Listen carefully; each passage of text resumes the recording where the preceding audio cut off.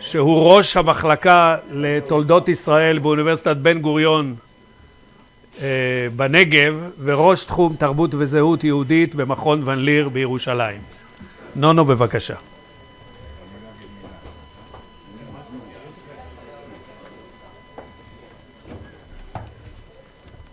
Thanks, Naftali. Thanks for the organizers of this fascinating conference for honoring me and letting me be the chair of this session, because it's a great honor to introduce Professor Suzana Heschel, one of the leading and most intriguing scholars of our time, who opened new directions of research and thinking, and who inspired and encouraged many scholars and students, including myself. So it is perhaps demanded to say that she is not only the daughter of Rabbi Abraham Heschel, that she stands for herself and got a reputation for her own works and activities, definitely. But I'm not sure that in this occasion it seems that it will not be simply a compliment. And we should rather, would like to emphasize shortly the links between her work and her thinking, writing, and activities of her father, as if she accommodated it to scholarship and activities. Not only in her work in editing her father's works and their publication, a most important project, but in her various studies dedicated to various topics. Those who read both Abraham Heschel and Suzana's writing on various topics will certainly notice the similarity, the same spirit, and the same commitment, both to Jewish tradition and to justice and tikkun olam. And it is not only that she follows him, I think, but reading her shed also new light to the writings of Heschel, of Rabbi Heschel, and she takes Heschel's approach to issues that he didn't address, like, for instance, an issue that was mentioned here several times, the questions of the relationship between Judaism and Islam, an important topic of her work. And sometimes when we read Suzana, we can read again new dimensions of Rabbi Avraham Yehושע Heschel. Some of my students in Beersheba came to know about Heschel and started reading him after they read Suzana Heschel's essays. She's doing it in her own way and stressing the notion of, sometimes she has new dimensions, like the notion of revolt that brings another dimension also to Heschel. Not revolt against tradition, but rather Jewish tradition itself as a revolt, a challenge to Christian hegemony, as the title of her seminal essay, Revolt of the Colonized, that deals with Abraham Geiger, a resistance that as such both identify with and inspire other struggles for justice, like in her feminist writings and activities. So this is how I see the link, and now I will introduce Suzana Heschel, is the early black professor of Jewish studies in the Department of Religion at Dartmouth College. Among her writings, one should mention her book on Abraham Geiger and the Jewish Jesus, a book that won many prizes, and the following writings that deal with Jewish Orientalism and Jewish Orientalists, and a relatively recent book, The Aryan Jesus, where she studies the Institute for the Study and Eradication of Jewish Influence on German Religious Life, and refute and against the attitude that tried to distinguish Nazism from Christianity. She showed the obvious links and the work of mainly Protestant theologians in the service of the Nazi regime to show the obvious Christian aspects of Nazism. Besides that, I just mentioned her work on issues like feminist Judaism or Jewish feminism, you will decide now, yes, and now, and she's the daughter of Rabbi Abraham.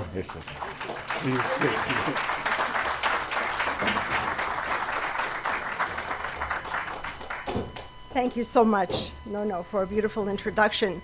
And I want to say on behalf of my family, my husband, our daughters, my younger daughter who is here today, Abigail, and attending these lectures, and I would like to thank the Van Leer Institute, especially Gabriel Motzkin, our host today, and also my dear and very inspiring friend, Nona Raz Krakotskин. I have special thanks for Shira Karagila and Daphne Schreiber. Thank you so much for your graciousness in organizing all of us at this conference. I also want to thank Dror Bondi, who has worked so hard to translate, edit, and publish my father's writings and teach them throughout Israel. And yes, his translation of the Kotzker from Yiddish to Hebrew will soon appear here in Israel. And soon we hope, the complete edition of Torah Shemayim. I think we should give special thanks to the Christians who are with us for being present at this holy time of the year for them, and I thank especially Richard Fernandez, my father's dear friend, and Elise Fernandez for joining us. I also want to thank those who helped organize this conference. Peter Geffen worked very hard, and I thank you, Peter Geffen and Susie Geffen and Nessa Geffen, for all that you've done. I'm going to speak today in a personal way to all of you about my father. I'll speak, I think, for about 30-40 minutes, and I'm going to conclude by playing 3 minutes of a speech that my father gave in 1963.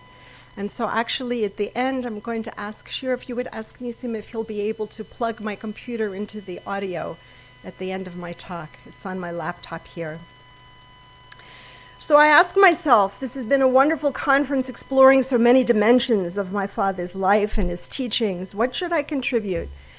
I'm a scholar of German religious thought, both Jewish and Christian, but I have to say that the scholarship that I've produced, the topics that I've chosen, also were derived from conversations I had with my father. I grew up listening to him, talking with him, and his friends, almost all of them European refugee scholars who still lived in part in Europe.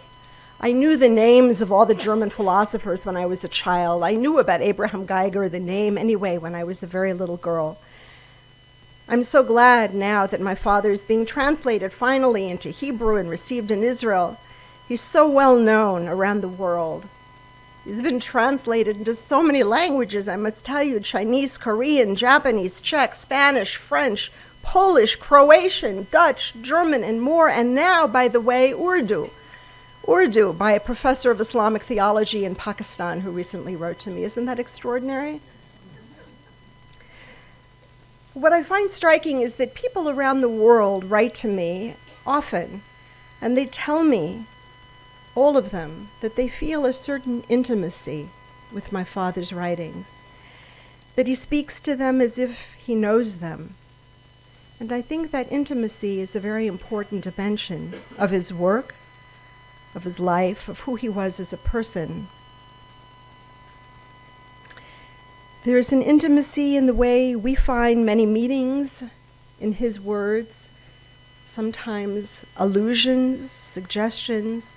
We go back and we see new things in the same texts over and over. It stimulates us to new thoughts, and I think also to new experiences, new dimensions of who we are. We have to read his work with an open heart as well as an open mind. After all, we read a novel differently from the way we read a page of Talmud. And I think we read my father's work in a different way from the way we read most works of philosophy or even theology. We don't simply read his work, we experience his work. And so I want to speak to you personally, in part because what he accomplished as a scholar and as a thinker, as an activist, cannot be fully grasped as a theory or put into some conventional order of one philosophical scheme or another. But it's also a way of being. It serves as a model for us. And I think the fact that he gave so much attention himself to the inner life of the prophets, of the thinkers he wrote about, Maimonides, for example, it's so clear to him that the inner life of a person is crucial to understanding that person's message. And so there's an inner life to his writings as well. For example, and I have now the pleasure of choosing a few of my favorite passages, he writes, "Does man stand in a symbolic relation to God? To the outsider, religion may appear as a symbol, just as to those who see a man weep. Weeping is a symbol of grief, pain, or fear. Yet to the afflicted man, weeping is not a symbol."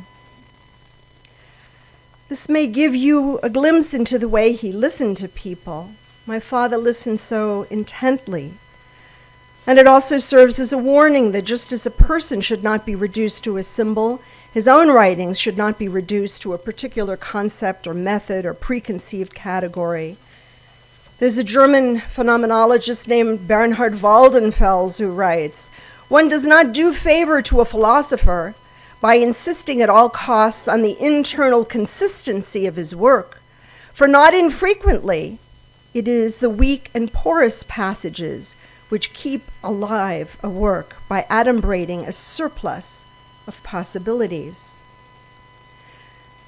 The attention my father gave to me, to certain friends and students, also forms the basis of his critique of both the Jewish present and past. He used to say so often that religion is an answer to our questions, but we have to recover the question. Jews, he said, are like messengers who've forgotten the message. And he said the same about the past. The sages of Israel have overlooked the man in the Jew. They gain no insight into his difficulties and fail to understand his dilemmas. Every generation has its own problems. Every person is burdened with anxieties, but the sages remain silent. They did not guide the perplexed and showed no regard for the new problems that arose. Is it permissible or forbidden? Is it kosher or not? The authors of the halakha and the modern man do not speak the same language. Is it a sin to derive joy from Judaism? There are his writings, and there are people, those he inspired and those who carry that inspiration, who radiate my father's influence, those who follow him politically, and I want to mention here in particular my profound respect for Rabbi Arik Asherman and the late Rabbi David Foreman, for rabbis for human rights and the extraordinary work they do. And they have said they were inspired by my father. I also want to try to convey something of my father's spirit because I believe the kind of person he was is so important for his legacy, his kindness, his compassion, his gentleness that deserves our emulation. There are also some key elements in my father's private life that sometimes I think are not known or understood or sometimes distorted in some of the writings about him, especially his and our profound and loving connection with our Hasidic family. I want to give you a sense of the intensity and the passion that filled our household when I was growing up. It's important to realize that at stake is not so much how my father answers our questions or the conventional questions of philosophers of religion, but rather what questions he raises for us, the assumptions that he challenges.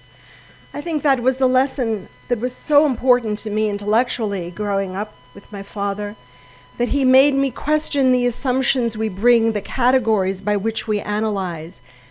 Where do we start? What thinking do we need to question before we can begin to understand? Too often, he writes, of course, we approach religion in categories that cannot understand religion. Philosophy of religion, sociology of religion, it's a category mistake. That's the problem. And in fact, it was Eugene Eugen Rosenstock-Huessy who said we need impure thinking, break away from the categories. Now, my father meant this not only on an intellectual level, he also meant it on a very practical level. There's a problem with the mixing categories in religious life, too. There can be a vulgarity in the synagogue when the wrong issues are raised, the wrong comments are made, the wrong behavior.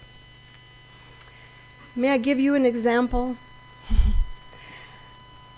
I went a year or two ago to a bat mitzvah at a big synagogue, a very big, elegant synagogue in America.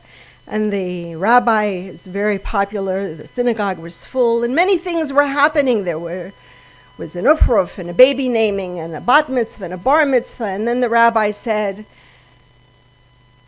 during the Torah reading, Rabbi Abraham Joshua Heschel went to Selma to march for voting rights, and when he came back, he said, I felt my legs were praying.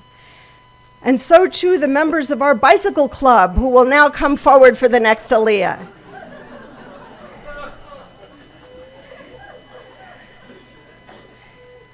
You see what my father meant by vulgarity, yes?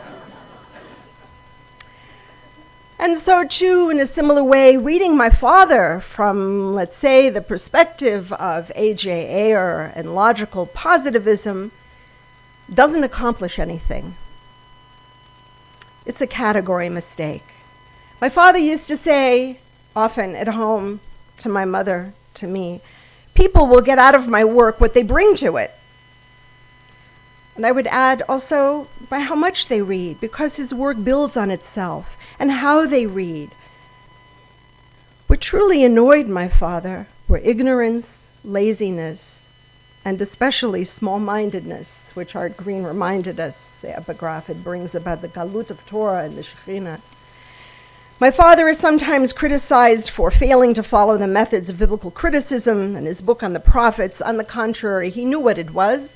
Let me tell you a story my father used to tell when he was a student in Berlin, and he went to Berlin in 1927, and he took a class, and it was on the prophet Isaiah, and the professor came in and said, you know the passage, Nachamu, Nachamu on me, comfort ye, my people. Well, the professor said, this is obviously a scribal error. Someone was copying the Torah, and they wrote it down, forgot they wrote it a second time, so we have to amend the text and cross out the second Nachamu. It was a mistake, with no sense of the poetry. Now, don't think that that was only back in 1927, because it wasn't. This still goes on in what's called biblical criticism. Of course, what?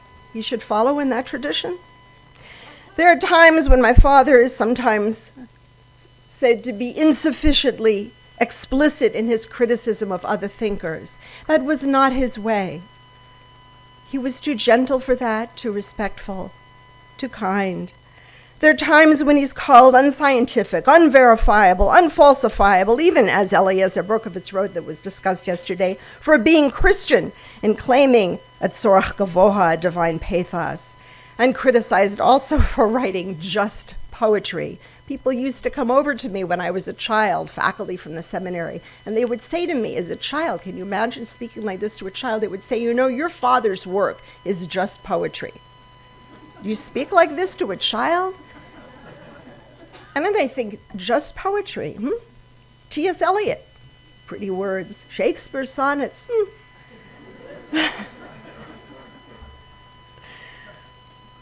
However, the other derogatory criticisms may be evaluated. It is, I believe, the poetic that may actually serve as the greatest badge of honor from my father. I know of no one in Jewish history who has been a scholar of so many different fields, and who has been both a scholar and an inspired and inspiring prophetic voice. Poetry is the voice of prayer, and in my father's poetry, we also hear a divine inspiration, a Ruach HaKodesh. And poetry is so important. When I was a child in Ramaz, the school in New York, they had a parent-teacher meeting in 4th grade so the teachers could tell the parents what they would be teaching this year. And my father raised his hand and said, can't you teach the children poetry? How can you pray if you don't have a sense of poetry?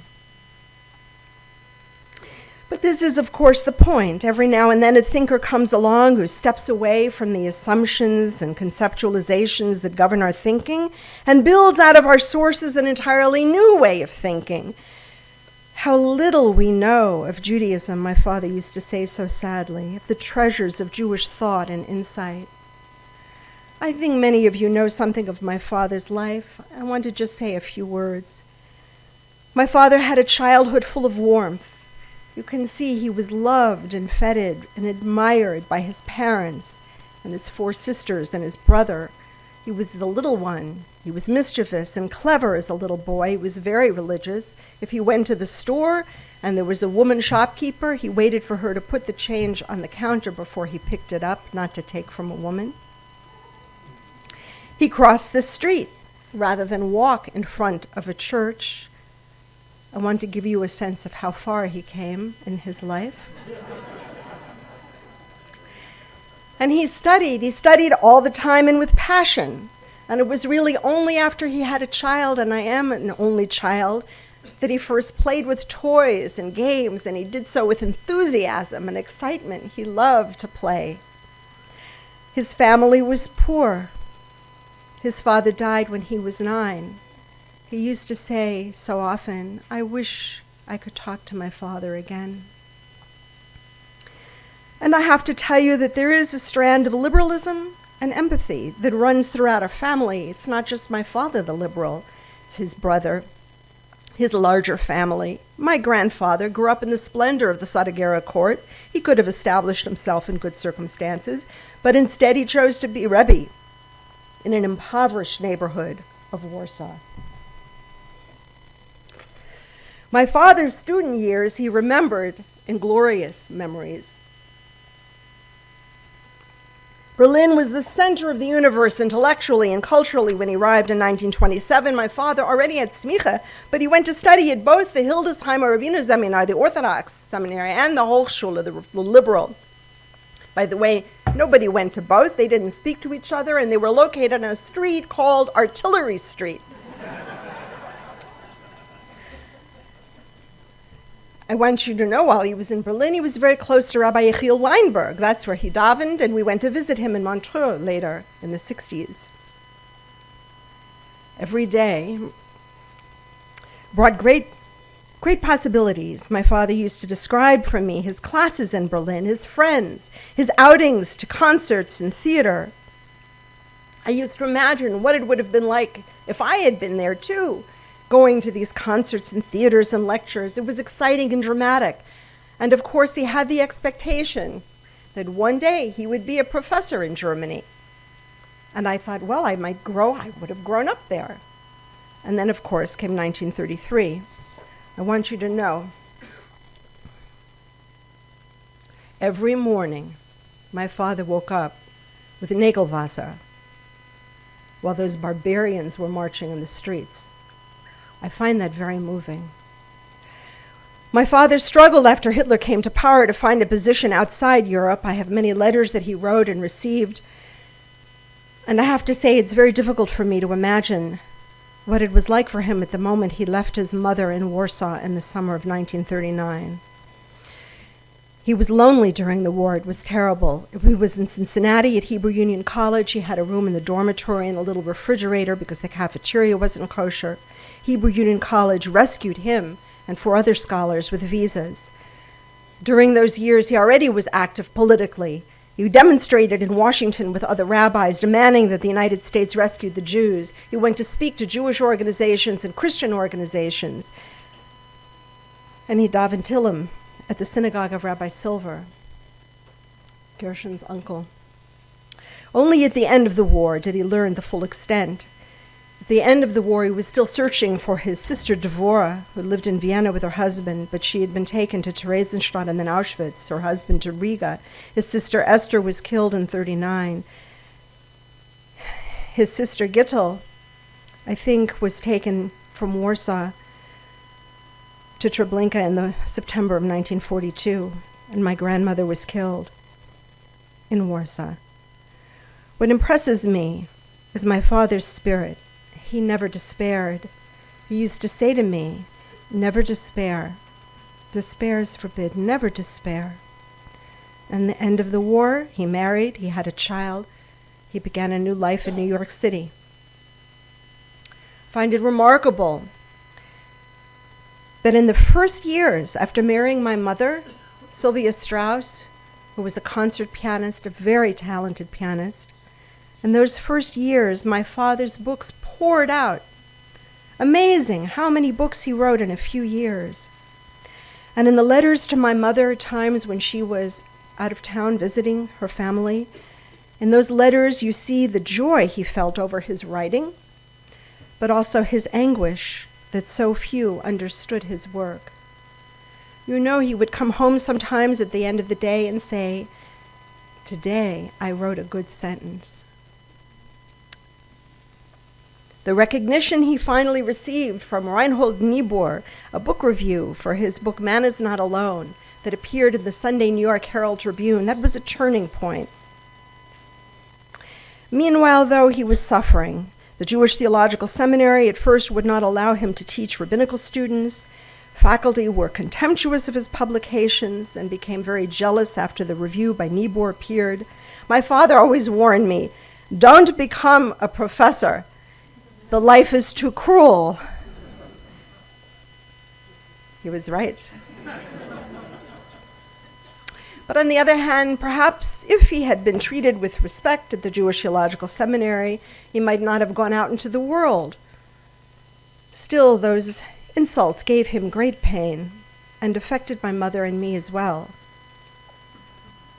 Now, my father's social and political activities did not begin in the 1960s. Already in the 1950s, he spoke out against the Korean War, and notice that he always spoke about Auschwitz and Hiroshima, a formulation that was not common in those days nor in ours.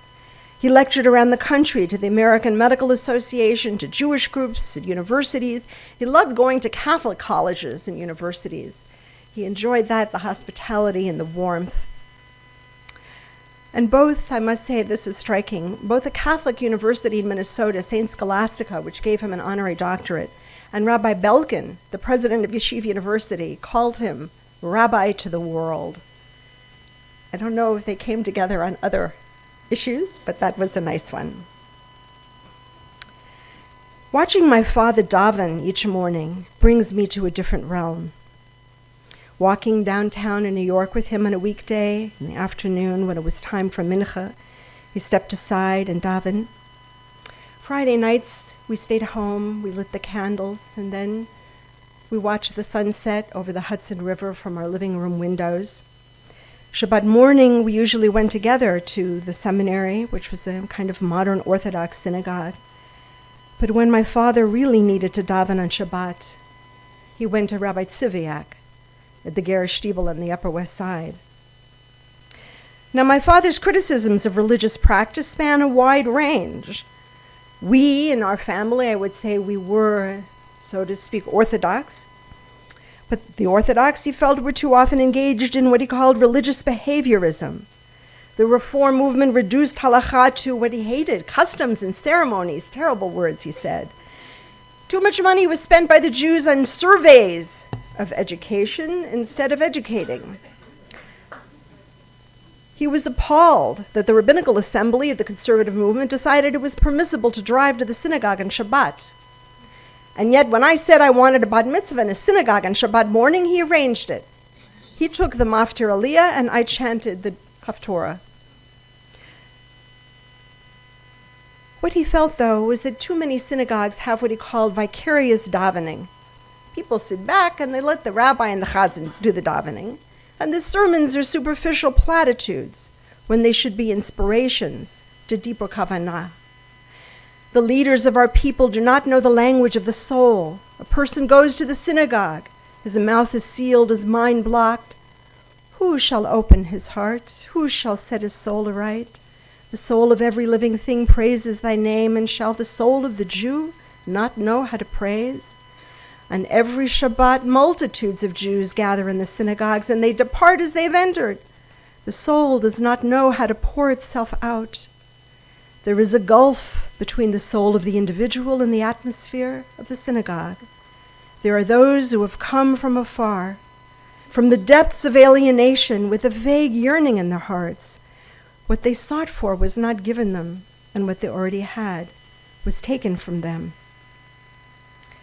My father wrote in 1958 that being in Galut means not only being outside the land of Israel, it's a spiritual condition.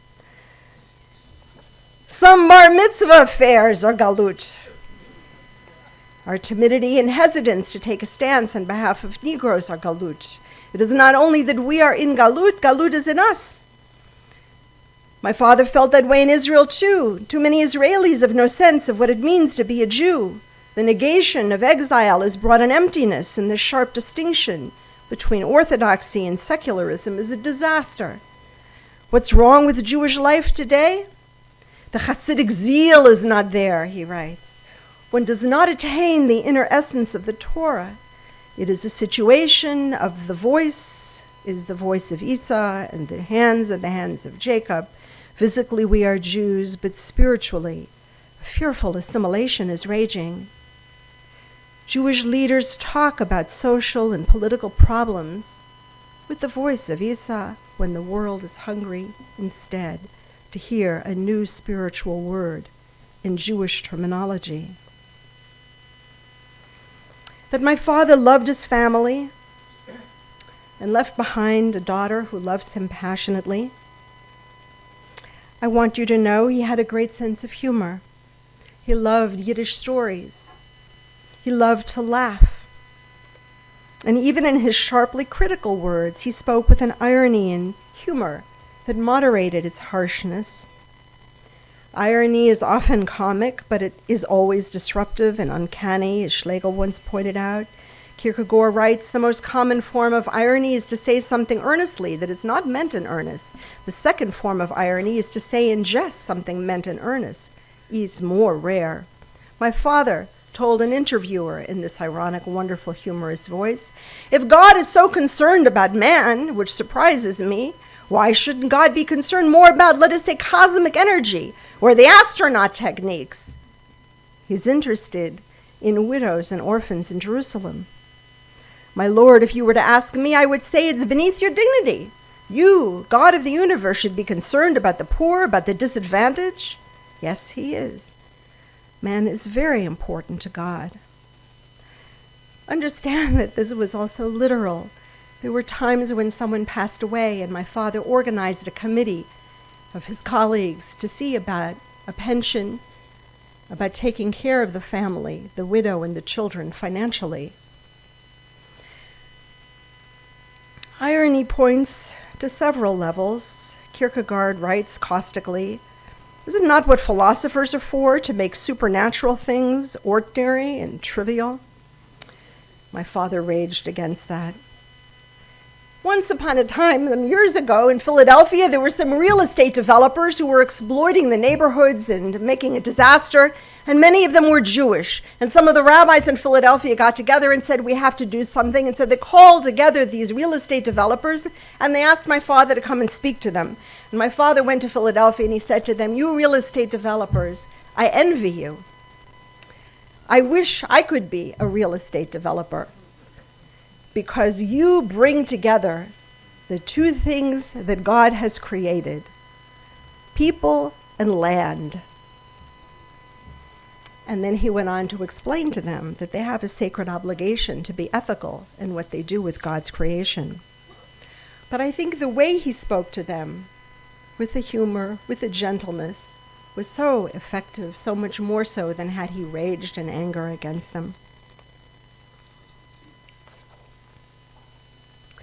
Let me mention, my father was so close to our Hasidic family.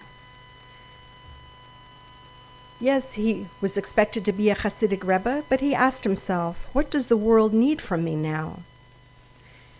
My uncle, his brother-in-law, the Kapitchnitzer Rebbe, is someone he spoke to once or twice every week. He consulted him on major decisions. Should he be involved with the Second Vatican Council?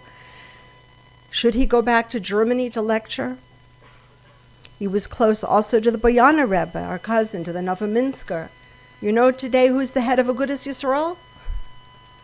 Agudat Yisrael, the Novominsker Rebbe. Do you know who he was? His grandfather and my grandmother were twins.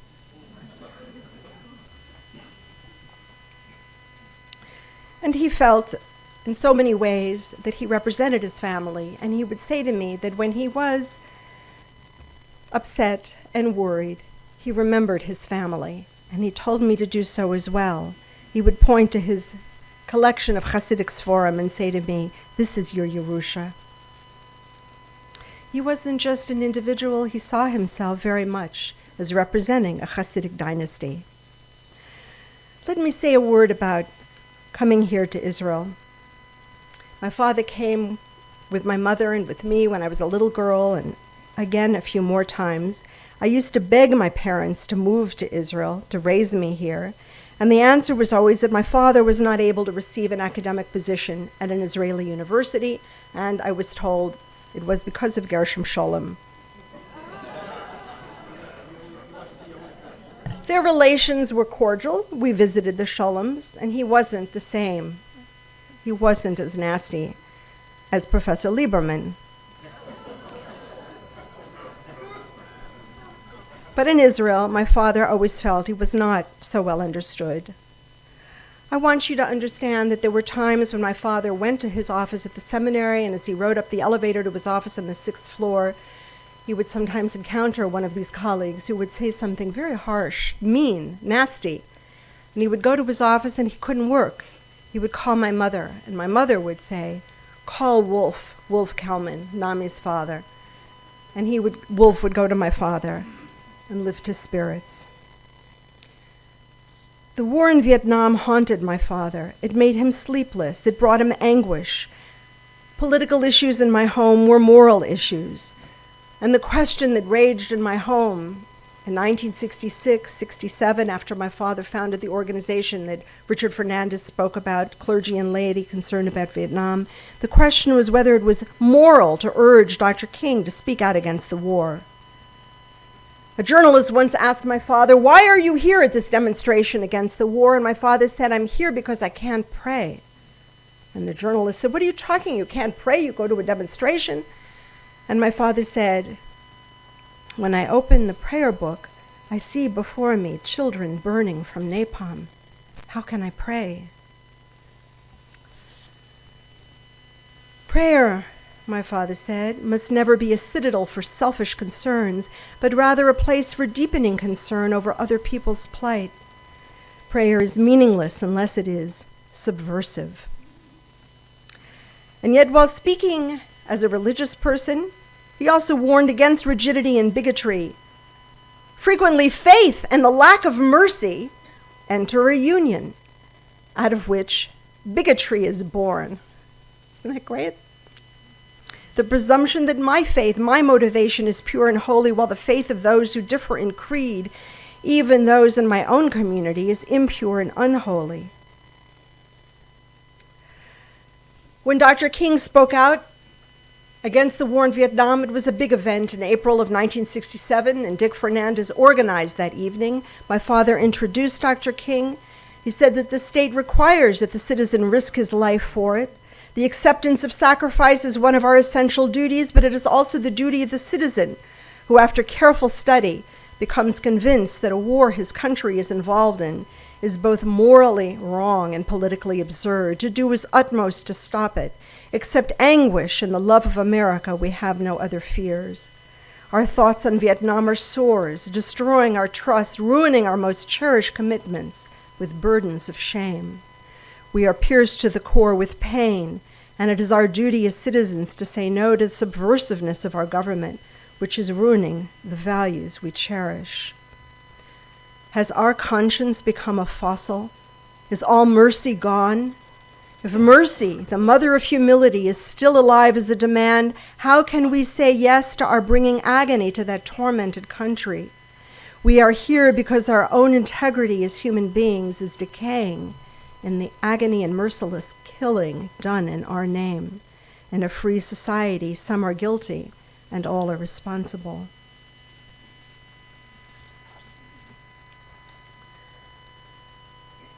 Since it is Christmas and it is the 50th anniversary of Nostra Aetate in the year 2015, I just mentioned that my father's wonderful article that's been alluded to at this conference, No Religion is an Island, was a speech that he gave in November of 1965, 1 month after Nostra Aetate was issued. It It was a speech when he was inaugurated as a visiting professor at Union Theological Seminary, and I'll just mention that the memorandum that my father wrote in May of 1962 that was given to Cardinal Bea, who was in charge of the statement regarding the Jews for the Second Vatican Council, Nostra Aetate, that memorandum had 4 points: that the church should reject deicide, it should stop missionary activity, it should expose Christians to Jewish life, and it should establish church commissions that would stop prejudice and care for Christian-Jewish relations. All 4 were implemented. But perhaps I can just say for one moment, before I conclude, a word about my memories of those days with the Christians who came to our home. There were nuns and priests and ministers who came, and in those days it was quite unusual to visit a Jewish family for Shabbat or for Passover Seder. And when I think back in the atmosphere of those days, what seems to me is that they were coming not simply as guests. They came to our home as if they were on a pilgrimage. It was as if they were on a pilgrimage to the womb of their own religion. My father didn't discuss Christian anti-Judaism. He didn't debate with them. He didn't discuss Jesus and Paul, unlike most other modern Jewish thinkers. But I know I could see in their faces that mixture of thoughtfulness and surprise when they encountered someone they could say, of course, how can it be that this person would not go to heaven? And how extraordinary that we Christians, they would think, have something to learn about God from a Jew. It was deeply moving to watch how he changed them, often without a word.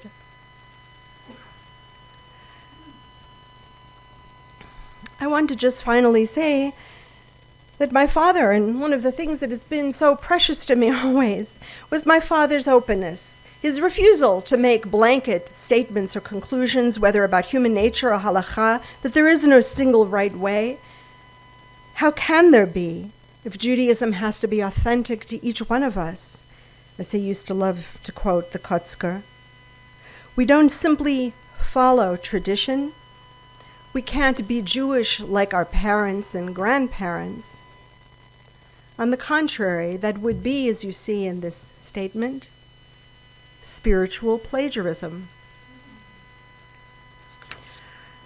We have to make Judaism authentic to who we are, and to do that we have to know who we are. And it's the intense way that my father spoke to me and to other people, the intense way he listened, as if trying to understand the uniqueness of that person at that moment, the complexity of the inner life, of feelings, that he was always open and receptive to hear all of my feelings when I was a little girl, when I was older, a student. That was part of his generosity of spirit, his ability to embrace, but I felt also that he himself was trying to experience in that moment my own inner life and my feelings at that moment. I am his daughter, not his son. I stand outside the much vaunted father-son relationship that runs through not only Jewish, but most of Western and Eastern cultures. And at times I face a strong mythic apparatus uncomfortable with daughters, and the discomfort of some of my father's students or disciples and how they feel about the intimacy of my knowledge of my father, my relationship with him. We are well aware of that tradition. Women are known in the penetrating knowledge of men, but rarely articulate their self-knowledge and have for too long not been viewed as sources of authority, inspiration, and interpretation. The love between daughter and father receives little voice in Western thought. There is a void, a silence that disturbs me. Shakespeare recognizes that void. When King Lear demands expression of his daughter's love, Cordelia, overflowing with love, responds, "Nothing, my lord." Where is then the voice of the daughter's love? My father begot me, but I feel in some ways I beget him in the retelling of his fatherhood. I am his daughter, not his son, and I seek no Oedipal revenge against his patrimony, nor am I beset by an anxiety of influence. I think rather sometimes in different images. The moment of revelation at Sinai was a kiss from God, as we are taught. Torah comes as intimacy, flesh turned to word, his fatherhood into my words of love of him. My Father's Spirit feels very much alive in those who feel the intimacy of his words, the gentleness of his spirit, his compassion, his courage, his voice. I sometimes wonder at the remarkable influence he has exerted throughout the world and wish he could be here to know that pleasure. At times I also imagine, to borrow a phrase from Maud Ellman, that he has not died, but has gone into diaspora from his body. Alive still, circulating as a voice among us, inspiring us not to imitation, that would be spiritual plagiarism in his words, but to remind us of the extraordinary religious nobility a human being can achieve. He was most definitely new, fresh, vibrant, and never stale. And as we remember him, let us also keep his memory as a blessing, and in his empathy and enthusiasm for life, and in the seriousness and depth of his moral commitments, also our challenge. I want my father to have the final word tonight, and so I want, if Nisim, if you will come forward and plug my computer into your audio system, I will just play for you the last 3 minutes of a speech that my father gave. It was a speech that he delivered in November of 1963. It was just a few months after my father had met Martin Luther King, and he brought Dr. King to speak with him to a Jewish organization at the Concord Hotel. Yeah. And they spoke about racism, and they spoke about Soviet Jews. And my father concluded his speech with this statement. My friends, I would like to turn now to the other problem I wish to discuss with you briefly this evening, and that is the problem of religion and indifference.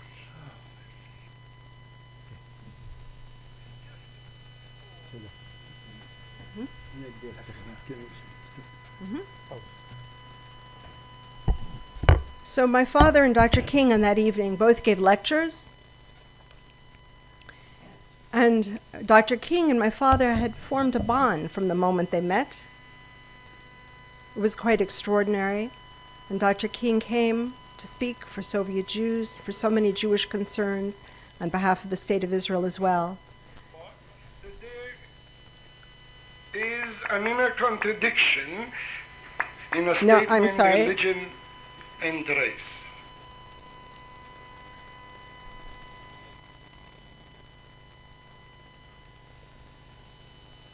There we go. The sin we have committed, and let us not let the rest vanish. I would like to spend the next 3 minutes by saying to you just a few words in Yiddish in honor of the Russian Jews, most of whom still speak Yiddish. I'd like to say something about our inner situation in relation to what happened in our times in the early 40s. Mir fielen noch als dem Setz über den Kopf. Es ducht sich, als der Himmel über uns zerfällt in Stücke. Mir haben noch als die Teufels gewesen, dem Bruch und das Unglück, was hat uns getroffen. Mir sind noch als wie Fahr der Lawaie. Noch nicht gerät, sich setzen, Schive. Zertummelt, zerbrochen, zermischt und versteinert. Oft dacht sich mir, als wir alle leben in Neulam Atoyu. Wir praven unsere Simches, aber es ist wie ein Hassener von Besäulem. Umgelumpert, grotesk ist unser Naches, die Olam Hasedike Hanoes. Verbrennt ist geworden unser Volk. In die Welt bleibt der Welt. Der Asch von menschlichen Beinen gibt nicht von sich kein Reach. Der aber von der Welt ist nicht versammt. Unser Bräut ist frisch, unser Zucker süß. Das Geschrei von Millionen in Krematorius hat sich keinmal nicht getrogen auf die Qualis von Radio. Scha, Still, es ist gar nicht geschehen. Lebt noch in unser Herz, ist das Herz geworden stehen. Oft sitze ich und tracht, öfter sind in unsere Nischumes verbrennt geworden, zusammen mit Sere Gufem in Majdanek und in Auschwitz. Mischuge gottlos ist unsere Welt. In mir jeden tanzen herum, der Mägel Azov. Wir vergessen, als wir leben in einer treffender Welt. Finster ist unser Tkufe, und wir zünden auf viele nicht tun, die Schabbesdicke Licht. 6 Millionen Jiden sind weg mit dem Räuch. Blut schweigt nicht, aber unser Gewissen ist stumm wie eine Wand. Verschickert, vertummelt sind in mir mit den Stüssen von der Welt. Sei die Kedoshim darf nicht unser Kaddisch, aber öfter darf man sagen Kaddisch nach uns. Für uns, weil wir haben öfter verloren, den Nischames. Ich will sich nicht einmal rüberreden von Herzen. Mit sogen Kindes wollen wir nicht heute sein. Unsere Aufgabe ist nicht, sich zu schlagen Kopf in Wand. Unsere Aufgabe ist, zu finden ein Info. Ein Info auf eine geraldige Frage. Was ist der Choi von dem jetzigen Da? What is the task? Not to forget. Never to be indifferent to other people's suffering. Thank you.